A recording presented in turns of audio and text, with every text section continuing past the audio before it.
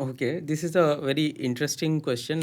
Retail investor का journey भी समुद्र मंथन जैसा ही है। पहले विश निकला था, विच यू कैन रिलेट कि अभी जो शॉर्ट टर्म वोलेटिलिटी होता है, शॉर्ट टर्म में मार्केट नीचे चला जाता है, लॉसेस होता है, तो इनिशियली आपको वो पेन को बेयर करना पड़ता है, बाद में अमृत मिलता है। So that is where long term में आपका वेल्थ क्रिएशन होगा। हनुमान जी का आपने जो बोला, तो डिसिप्लिन एंड पेशेंस बहुत ही इंपॉर्टेंट, बिकॉज उसी के बाद उनको after a couple of years जो पावर ऑफ कंपाउंडिंग होता है, जिससे वेल्थ काफ़ी इंक्रीज होता है, बिकॉज आपको इंटरेस्ट के ऊपर इंटरेस्ट मिलता है, कंपाउंडिंग का जो कॉन्सेप्ट है, तो वो उनको फिर समझ में आएगा with discipline and patience. Finance की दुनिया में लोग कहते हैं the best way to predict the future is to build it, but मेरा मानना है कि the best way to predict the future is to fund it. और वेलकम एंड स्वागत आप सभी का। We are thrilled to have you here for today's session by Network Capital. Our guest today is Saugata Basu. Hi, sir. And the founder of Cash Rich, with over 2 decades of experience in investment banking and wealth management. Saugata took his expertise from the high stakes world of global finance to build one of India's leading wealth management apps. He's a pioneer in making professional grade investment tools accessible to everyone. And he's here to share his journey of simplifying this all to you. Thank you so much, sir, for coming here and joining us. Also, thank you so much for bringing your time to us. So, anyways, thank you for having me. thank you so much, sir. Anyways, starting with your journey, sir, आपकी journey finance में कैसे शुरू हुई और अभी आप जहाँ पे हैं वहाँ आप कैसे पहुँचे? सो पहले तो मैंने BIT मेसरा से इंजीनियरिंग किया था। Post engineering I was working with Tata steel in Jamshedpur, and उस पीरियड में I learned about stock markets, trading etcetera. वो मेरा पर्सनल हॉबी जैसा था, एंड देन आई रियलाइज़ कि वो टॉपिक काफ़ी इंटरेस्टिंग है। सो मैंने काफ़ी खुद से ही पढ़ाई किया। एक CFA एग्ज़ाम भी होता है लेवल 1, वो मैंने उसी टाइम कर लिया था। And further then I went to US for my MBA, and फिर मैं बॉस्टन यूनिवर्सिटी में फाइनेंस में MBA किया था, एंड CFA चार्टर होल्डर भी कंप्लीट किया था। फिर इन्वेस्टमेंट वाला वर्ल्ड में ही एंटर हो गया था, एंड देन मैं टाटा स्टील ग्रुप के लिए उनका फंड मैनेज कर रहा था। अराउंड उस टाइम 12,000 करोड़ रुपीस का एसेट अंडर मैनेजमेंट था। जितना भी टाटा स्टील का ट्रेजरी इन्वेस्टमेंट्स होता है या प्रोविडेंट फंड, ग्रेच्युटी एक्सेट्रा, वो सारा फंड मैं मैनेज करता था। तो उसी से एक्सपीरियंस हुआ, and then the startup was the next step. I see. That was really interesting. And I mean, पहले कुछ और फिर आपने चेंज किया एंड देन आपने ट्यून किया खुद को उसके लिए, तो this might be bit difficult for you, और वाज इट लाइक आपका इंटरेस्ट था तो आपने कर लिया? Right, it was obviously difficult initially, because आप इंजीनियरिंग से फाइनेंस में ट्रांजिशन कर रहे हो, एंड इन बिटवीन 2008 टू 2010 जो MBA वाला पीरियड था, उस टाइम काफ़ी मेहनत करना पड़ा, स्पेशली बिकॉज 2008 में ग्लोबल फाइनेंशियल क्राइसिस भी था, which was in the hindsight काफ़ी बड़ा अपॉर्चुनिटी था for learning. But at that time, obviously, job market etc. was quite tough, and but still I was able to find internships, and मैंने UBS के साथ as a investment consultant काम किया था Boston में। तो वो एक्सपीरियंसेस काफ़ी इम्पोर्टेंट हो गया, and it was challenging, but at the end, somehow you make it if you keep striving. That's really true. If you're actually working for something continuously, consistently, then you get to it. So anyways, sir, market में इतना शोर है पर cash rich ने एक अलग पहचान बनाई है। तो in a world full of complex apps, एक ट्रस्ट मेंटेन करना, सस्टेन करना मार्केट में, which is really really difficult. तो आपने ऐसा क्या डिफरेंट किया सर कि लोग आपके साथ अब भी जुड़े हैं?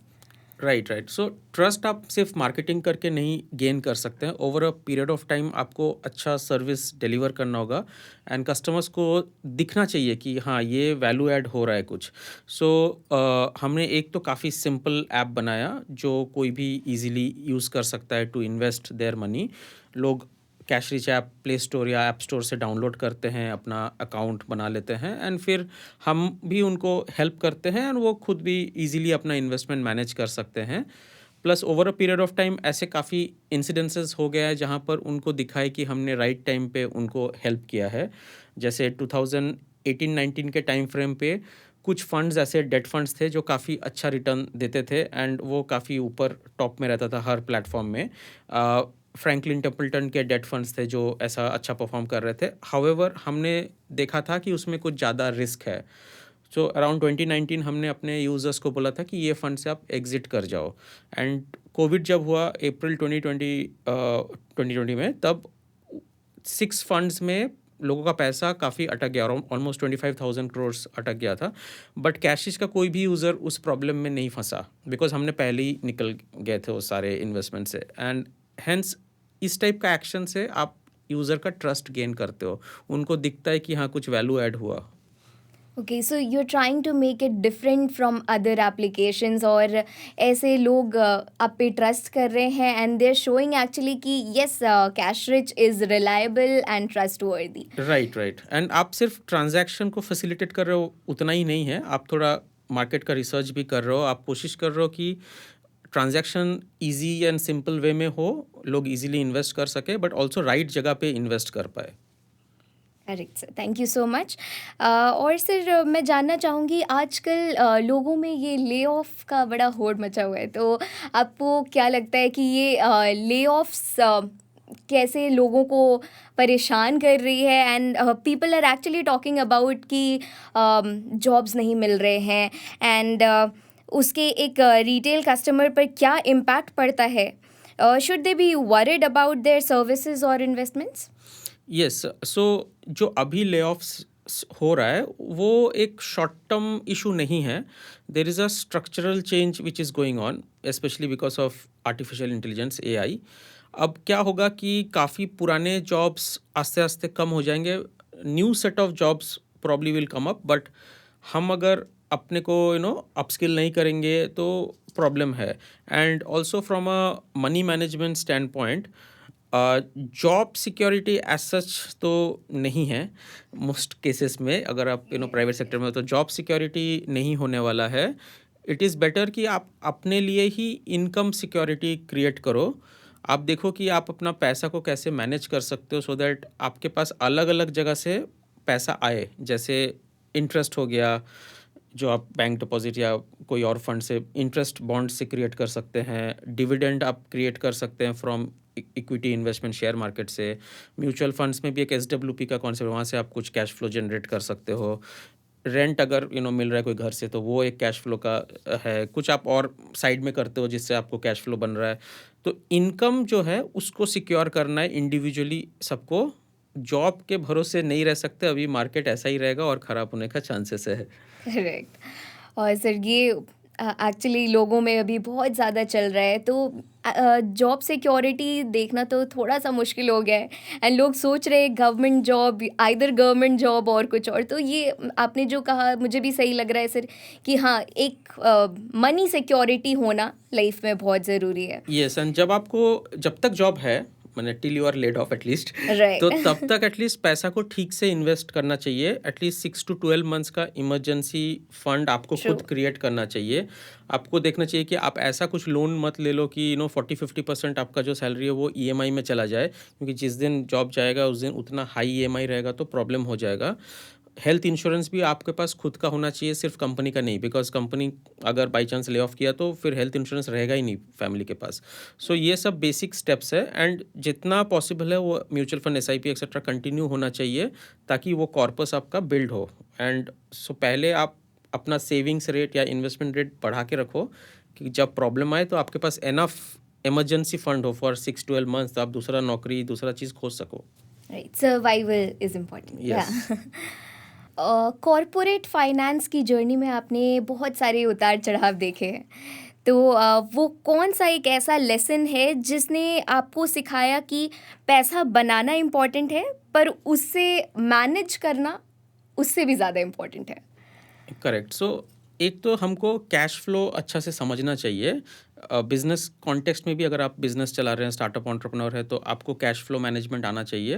एंड अगर आप खुद का भी पर्सनल फाइनेंस मैनेज करें तब भी पता होना चाहिए कि हमारे पास किस किस जगह पे कैश जनरेशन हो रहा है, आपके पास लिक्विडिटी मतलब जब ज़रूरत है तब पैसा मिलेगा कि नहीं, क्योंकि काफ़ी लोग क्या करते हैं जाके एक बड़ा सा 3 BHK का कहीं खरीद लेंगे करोड़ों रुपया का, एंड देन उनका EMI जा रहा है, उनके पास कुछ सैलरी भी आ रहा है बट काफ़ी पोर्शन लोन में चला जा रहा है, चला एंड जा रहा उनके पास ज़्यादा लिक्विडिटी नहीं है, जब पैसे का ज़रूरत पड़ेगा तब वो सडनली वो घर बेच नहीं सकते हैं। करेक्ट। सो जो कैश फ्लो मैनेजमेंट है वो बहुत इंपॉर्टेंट है। जो ले ऑफ एक सिनेरियो हुआ, बट और भी कुछ प्रॉब्लम्स हो सकता है लाइफ में, कुछ और इमरजेंसीज हो सकता है, एंड उस टाइम अगर आपके पास कैश नहीं है तो आप बहुत सारे प्रॉब्लम्स फेस करोगे। सो हमेशा आपको कैश रिच रहना है, इसीलिए हमारा ऐप का नाम भी कैश रिच Cash है, rich. So that you have enough cash when you need it. True. That's absolutely correct because liquidity actually हमारे पास होती नहीं है. We have solid money but it's not there in our banks or we cannot use it immediately. और emergency कभी भी बता के नहीं आती है and it's completely reliable कि आपके पास liquid money हो. चलिए तो आगे बढ़ते हैं. चलिए एंटर करते हैं द वॉर रूम में. एक रिटेल इन्वेस्टर के लिए वॉर प्रूफ पोर्टफोलियो का मतलब क्या है? ग्लोबल अनसर्टेनिटी के बीच एक आम आदमी अपने हार्ड अर्न मनी को कैसे प्रोटेक्ट करे ताकि उनकी नींद खराब ना हो? राइट, तो अभी जैसे US ईरान का वॉर चल रहा है, आपको उससे पहले का सिनेरियो देखना होगा कि आपका पोर्टफोलियो पहले कैसे स्ट्रक्चर्ड था।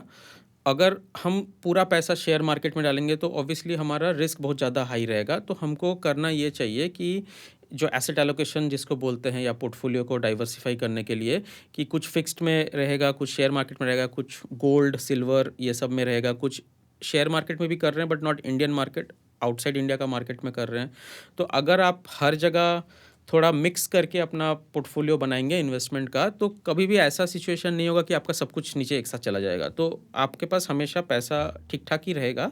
एंड इन टर्म्स जब ये वॉर या इस टाइप का सिचुएशन होता है, जनरली गोल्ड अच्छा परफॉर्म करता है, तो over a period of time वो अच्छा ही करेगा। एंड शेयर मार्केट भी जब नीचे जा रहा है तो वो एक अच्छा अपॉर्चुनिटी टू बाई होता है, तो आप वो खरीद सकते हैं।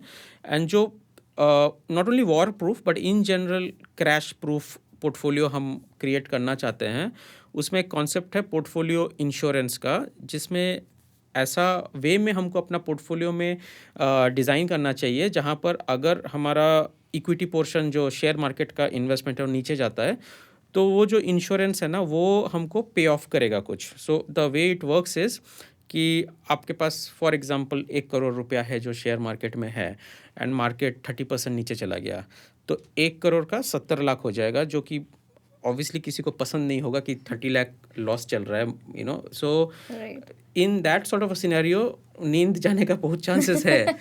तो हमको कुछ ऐसा बनाना पड़ेगा स्ट्रक्चर, जिसको मैं पोर्टफोलियो इंश्योरेंस बोल रहा हूँ, जिसमें हम डेरिवेटिव्स यूज़ करते हैं, जनरली ऑप्शंस का स्ट्रक्चर यूज़ करते हैं। उसमें क्या होता है कि आपका जैसे जैसे शेयर मार्केट नीचे जाएगा, वो जो इंश्योरेंस कंपोनेंट है वो अच्छा पे ऑफ करने लग जाता है, एंड हेंस आपका जो 1 CR था, जो 70 लाख हो जाएगा, वो पार्ट तो हम कुछ कर नहीं सकते हैं, बट ये जो इंश्योरेंस कंपोनेंट है वो भी 30 लाख पे ऑफ देगा इन अ वेरी शॉर्ट पीरियड। तो आपके पास टोटल वेल्थ 1 करोड़ का ही रहेगा, तो आपको प्रॉब्लम नहीं होगा। तो अभी जैसे Iran war, US Iran war के 1 वीक पहले मैंने लिंक्डइन में एक पोस्ट भी किया था कि हमको लग रहा है कि एक वॉर जैसा सिचुएशन हो रहा है, but Indian market in general उसको काफ़ी डिस्काउंट कर रहा है, मतलब इंडियन मार्केट काफ़ी लो प्राइस में इंश्योरेंस बेच रहा है, तो अभी लेना चाहिए। सो जब हमने वो किया तो अभी फ़ायदा क्या हो रहा है कि जैसे जैसे शेयर मार्केट गिरता है, हमारा जो शेयर मार्केट में इन्वेस्टमेंट्स है वो गिरते हैं, उसको हम कुछ कर नहीं सकते हैं, लेकिन ये जो छोटा सा पोर्शन है जिसमें हम जनरली 1 to 2% ऑफ ओवरऑल जो हमारा पोर्टफोलियो उसका अमाउंट हम प्रीमियम में डालते हैं, वो अमाउंट अच्छा पे ऑफ करे। तो जितना ये इक्विटी पोर्शन या शेयर मार्केट वाला अमाउंट नीचे जा रहा है, उतना ही ये इंश्योरेंस पे ऑफ कर रहा है, hence total wealth is always constant and hence net worth Erode नहीं हो रहा है। तो ये उसका फ़ायदा है। और दूसरा फ़ायदा ये हो सकता है कि अभी तक तो हम वो इंश्योरेंस को मेंटेन कर रहे हैं, बट अगर हमको लगता है किसी टाइम पे कि ये प्रॉफिट को बुक कर लेना चाहिए, तो अगर हमने वो प्रॉफिट बुक कर लिया तो हम उसी पैसा से वापस शेयर मार्केट में इन्वेस्ट कर सकते हैं at a lower price, because अभी मार्केट नीचे है। और जब ओवरऑल मार्केट रिकवर करेगा तो दोनों फ़ायदा होगा, जो करंट इन्वेस्टमेंट वो भी वापस अपने प्राइस पे आएगा, और ये जो लोअर कॉस्ट में हम खरीदेंगे वो भी ऊपर जाएगा, तो इससे डबल बेनिफिट होता है इस प्रोसेस से। आई सी। तो जैसा आपने बताया, इंश्योरेंस इज़ इम्पोर्टेंट। राइट, तो इसको हेजिंग भी बोलते हैं। मैंने इंश्योरेंस जस्ट एक वर्ड यूज़ किया ताकि लोगों को ईजी हो ईज़िली समझना। समझ आए, yes. Right. Thank you so much sir. और फिनटेक में एआई का बोलबाला बहुत है अभी। यस। तो ऐसे में क्या एआई सिर्फ बड़ी कंपनीज के लिए सही है, या फिर नॉर्मल रिटेल कस्टमर्स को भी इससे कुछ फ़ायदा हो रहा है? और how is AI making money management easier for common people? Right, so AI का बेनिफिट सबको मिलेगा एंड हम लोग भी अपने कंपनी में काफ़ी एआई यूज़ कर रहे हैं। सो अगर हमारे पास थाउजेंड्स ऑफ कस्टमर्स है तो इट इज़ वेरी डिफ़िकल्ट कि हम सबका पोर्टफोलियो रोज़ ऑटोमेटिकली मतलब कोई मैनुअली देख के करेगा। अगर कुछ ऑटोमेटेड वे है, हम चेक कर सकते हैं कि ये कस्टमर का पोर्टफोलियो में ये इशू है, ये प्रॉब्लम है, उनको ये ऐड करना चाहिए या कुछ रिमूव करना चाहिए। इस टाइप का एनालिसिस करने के लिए हम एआई का यूसेज कर सकते हैं। अगर हमको लगता है कि किसी कस्टमर को पर्सनलाइज्ड नज या पर्सनलाइज्ड कुछ रिकमेंडेशन भेजना है, जहाँ पर उसको हम बोल रहे हैं कि अभी मार्केट डाउन है, आपका पोर्टफोलियो में गोल्ड मिसिंग है, तो आप ये गोल्ड ले सकते हो। इस टाइप का अगर notifications at large scale personalize करना है तो वो एआई हेल्प हो सकता है। एआई लार्ज स्केल में पोर्टफोलियोज को मॉनिटर कर सकता है। हमको बस साइबर सिक्योरिटी साइड से और इन जनरल डेटा प्राइवेसी के साइड से प्रोटेक्ट करना पड़ेगा कि हम सिर्फ ऐसा डेटा एआई को जो एनोनिमस हो, जहाँ पर पर्सनल इन्फॉर्मेशन किसी का नहीं रहे। अगर सिक्योर वे में हम एआई को यूज़ करते हैं तो वो काफ़ी बेनिफिशियल होगा सबके लिए। That's so true. Thank you so much, sir, for answering this. And apart from this, sir, मैं जानना चाहूँगी कि हम स्टार्टअप्स को सेलिब्रेट तो कर रहे हैं आज के टाइम में, पर असली हीरो हमारा रिटेल कस्टमर है। उनके लिए मनी मैनेजमेंट की कोई ऐसी टेक्निक बताइए जो सिंपल हो पर इफ़ेक्टिव हो। और how can a regular earner become a long term wealth creator? Right, तो उनको बेसिकली डिसिप्लिन एंड पेशेंस चाहिए। So if they can save more and invest more, specially starting early, तो उनके लिए अच्छा रहेगा। अगर कोई जस्ट 5,000 का भी एसआईपी से स्टार्ट करता है and 12% CAGR overall long run में उनको मिल गया, तो 20 साल में वो छोटा सा अमाउंट भी 50 लाख जैसा कॉर्पस बन सकता है। सो लोगों को पेशेंस से इसको करना पड़ेगा। एंड जो भी उनका सैलरी आ रहा है, अगर वो 50% ऑलमोस्ट रेंट और खाना पीना और बेसिक एक्सपेंस में ख़त्म करेंगे तो भी 50% बच रहा है। वो 50% में से अगर 30% वो इन्वेस्ट कर पाए अपने लिए, विच इज़ थ्रू से एसआईपी रूट, तो वो एक्सपेंस नहीं हो रहा, वो अपने फ्यूचर के लिए खुद ही अपने आप को दे रहे हैं basically. So SIP is a good thing for them in the future. Right. And बाकी जो 20% है वो अपना और किसी एक्सपेंस में यूज़ कर सकते हैं। अगर ये डिसिप्लिन वे में करेंगे तो वेल्थ क्रिएट होगा। बट ऑफन हम ये देख रहे हैं कि जो भी सैलरी या जो भी पैसा आ रहा है, लोग इतना क्रेडिट कार्ड का उनका बिल है, इतना सारा आईफोन खरीद रहे एक्सपेंसेस है कि वो इन्वेस्ट कर ही नहीं रहे। So first we should save, invest and then remaining amount spend करना चाहिए। काफ़ी जन का उल्टा है कि जो आता है वही खर्चा कर देते हैं, कुछ बचता ही नहीं है कुछ इन्वेस्ट करने के लिए। Correct, correct sir. तो ऐसा एक परसेंटेज डिवीजन होना चाहिए हर Yes. किसी के इनकम में, राइट? ओके। तो फाइनली ये मेरा फेवरेट सेगमेंट है, and this is the mythical niche. हम नए स्टार्टअप्स की सक्सेस को तो सेलिब्रेट कर ही रहे हैं, पर रिटेल इन्वेस्टर्स के लिए ये किसी समुद्र मंथन से कम नहीं। तो फाइनेंस की इस भारी भरकम दुनिया में एक रिटेल इन्वेस्टर को लॉर्ड हनुमान की तरह अपनी हिडन पावर्स पहचानने की ज़रूरत है, जो है डिसिप्लिन और पेशेंस। जैसे राम सेतु एक एक पत्थर जोड़कर बना है, वैसे ही आपका वेल्थ एक एक एसआईपी से बनता है।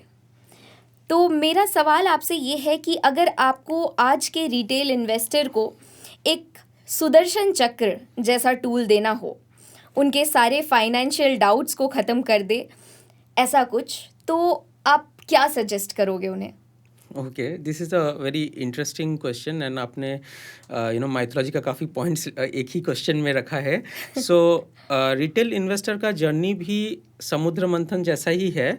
सो उस प्रोसेस में भी पहले विश निकला था, विच यू कैन रिलेट कि अभी जो शॉर्ट टर्म वोलेटिलिटी होता है, शॉर्ट टर्म में मार्केट नीचे चला जाता है, लॉसेस होता है, तो इनिशियली आपको वो पेन को बेयर करना पड़ता है एंड देन बाद में अमृत मिलता है, so that is where long term में आपका वेल्थ क्रिएशन होगा। तो आप उस स्टोरी को how a retail investor behaves and उनका फाइनली लॉन्ग टर्म नेटवर्थ कैसे बढ़ता है उससे रिलेट कर सकते हैं।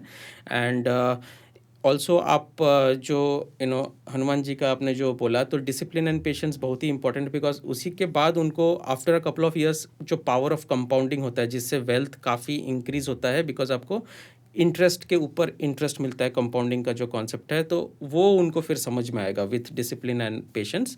एंड थर्ड जो आपने सुदर्शन चक्र का बात किया, तो वो बेसिकली फाइनेंशियल लिटरेसी या फाइनेंशियल एडुकेशन से हो सकता है कि आप जितना ज़्यादा खुद को एडुकेट करोगे, अभी तो इंटरनेट में काफ़ी रिसोर्सेज है एंड आप जैसे पॉडकास्ट कर रहे हैं, ऐसा बहुत सारे रिसोर्सेज मिलता है जहाँ पर लोग ये इन्वेस्टमेंट एंड मनी मैनेजमेंट के कॉन्सेप्ट सीख सकते हैं। तो वो अपने आप को जितना ज़्यादा एडुकेट करेंगे उतना ज़्यादा उनका इन्वेस्टमेंट्स और मनी मैनेजमेंट स्किल्स बढ़ेगा, उसी से उनका वेल्थ बढ़ेगा।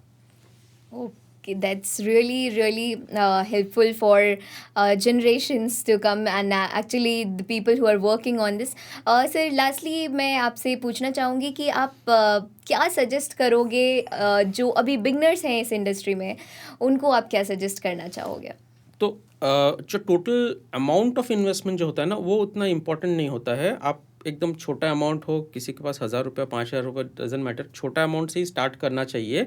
एंड उनको ये ऑब्जर्व करना चाहिए कि परसेंटेज में क्या हो रहा है। अगर मेरे पास 1 करोड़ रुपया हो वर्सेस 1000 रुपया हो, अल्टीमेटली अगर मैंने सही डिसीजन लिया इन्वेस्टमेंट का, तो परसेंटेज में रिजल्ट दोनों का सेम ही आने वाला है। सो हम रिजल्ट या हमारा स्ट्रैटेजीज़ को परसेंटेज में इवैल्यूएट कर सकते हैं। तो बहुत लोग बोलते हैं कि अभी मेरे पास पैसे ही नहीं है तो मैं कैसे करूं, बट वो एक्सक्यूज़ ठीक नहीं है। सबके पास छोटा छोटा अमाउंट है ही, एंड वो सीखने के लिए यूज़ कर सकते हैं, एंड उनको पता चल जाएगा कि वो राइट डायरेक्शन में है या नहीं है। So the best time to invest was like yesterday, but अभी अगर वो मिस हो गया है तो the second best time is today and they should start immediately. Is there any age factor कि आपको इस एज से स्टार्ट कर देना चाहिए? नहीं, अगर मतलब किसी का बच्चा हुआ है 1 साल का, तो उसका तो अकाउंट अभी खुल जाना चाहिए। बाकी तो Right. खुद से कर रहे हैं, तो जितना जल्दी कर सकते करे, उतना ज़्यादा ईयर्स ऑफ कंपाउंडिंग मिलेगा। That was very informative, sir. Thank you so much for coming here and हमारी ऑडियंस को इसके बारे में बताने के लिए बहुत बहुत धन्यवाद, और अपना टाइम निकालने के लिए हमारे लिए बहुत बहुत धन्यवाद. Thank you so much. And Yeah, thank you also very to much. everyone, thank you so much, sir. Also to everyone जो आप बैठे हैं, आप सुन रहे हैं, तो ये आपके लिए है. This was very informative session जो कि आपको आपके फ्यूचर के लिए बहुत हेल्प कर सकती है. तो thank you so much. Please listen to the entire podcast because this is going to be very helpful for you. Thank you so much.